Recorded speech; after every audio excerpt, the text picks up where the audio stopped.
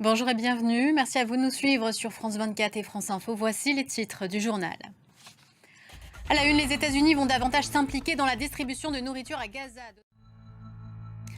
À Gaza, des centres de distribution alimentaire vont être mis en place par les États-Unis. Depuis l'Écosse, où il séjourne quelques jours, Donald Trump a aussi déclaré qu'il y avait des signes de vraie famine à Gaza, en contradiction avec les propos de Benjamin Netanyahou. Écoutez le président américain. Une pause dans les opérations israéliennes est en vigueur depuis dimanche. Des agences internationales distribuent de nouveau de l'aide humanitaire dans le territoire palestinien. Il y a aussi les largages par les airs.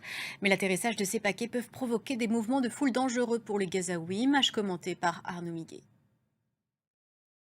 Depuis New York, Jean-Noël Barrot a défendu la volonté française de reconnaître l'État de Palestine au mois de septembre. 2 États, c'est la position de la France depuis le général de Gaulle, a insisté le chef de la diplomatie lors de cette conférence sur la mise en œuvre de la solution à 2 États, co-organisée avec l'Arabie Saoudite, mais boycottée par les États-Unis et Israël. Marc Pope. Pour la première fois depuis le début de la guerre à Gaza, de grandes ONG israéliennes accusent ouvertement l'État hébreu de génocide contre la population palestinienne. Elles ont toutes les deux mené des enquêtes approfondies. Explication de Cécile Galuccio.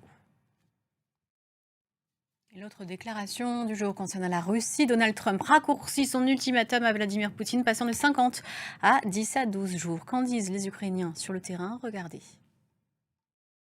En Asie, un cessez-le-feu déjà violé quelques heures après la poignée de main entre la Thaïlande et le Cambodge. C'est l'accusation en tout cas de l'armée thaïlandaise qui admet avoir répliqué. Le calme semble revenu avant de nouvelles discussions ce mardi entre Phnom Penh et Bangkok. Marc Pope.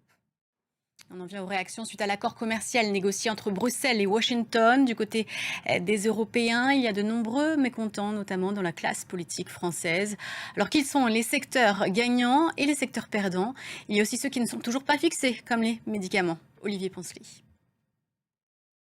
Et au chapitre des catastrophes climatiques en Chine, des fortes pluies à Pékin ont fait 30 morts, des pluies diluviennes qui se sont abattues sur la capitale chinoise.